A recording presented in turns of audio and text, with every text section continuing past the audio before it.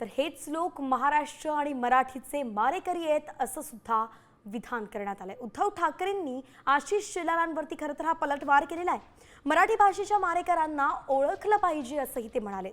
पहलगाममधील अतिरेकी भाजपात गेलेत का असा सवाल त्यांनी उपस्थित केलाय।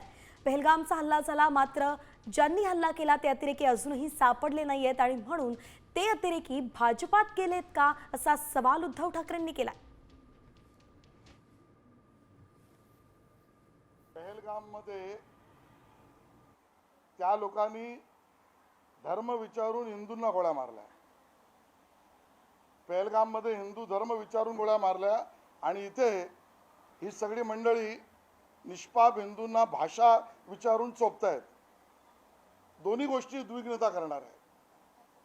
आणि मग व्हिडिओ काढा नका काढू, पण हिंदूंना चोपण्यामध्ये तुम्हाला जो आनंद मिळतोय ना, हा अख्खा महाराष्ट्र पाहतोय।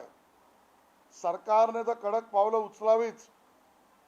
आम्ही सत्ताधारी पक्ष आहोत, मोठा पक्ष आहोत, मोठा भाऊ आहोत, मोठी जबाबदारी आहे। म्हणून मर्यादा सांभाळून आम्ही त्या ठिकाणी भूमिका मांडतो, पण हे प्रकार वाढता कामा नयेत।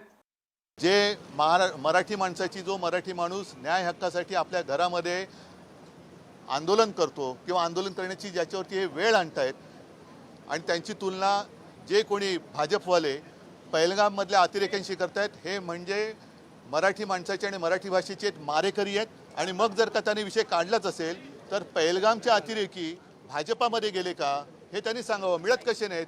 लाज वाटली पाहिजे की एक तर तुम्ही हिंदूंनाही वाचवू शकत नाही आणि मराठी माणसांवरती अन्याय करणाऱ्यांची तुम्ही बाजू घेता। हे असे कर्मदरिद्री लोक आपल्या महाराष्ट्रामध्ये दुर्दैवाने राज्यकर्ते आहेत, याची लाज वाटते। आता isakal.com आहे देशातील नंबर 1 ची मराठी न्यूज वेबसाईट। प्रत्येक अपडेटसाठी isakal.com ला नक्की भेट द्या।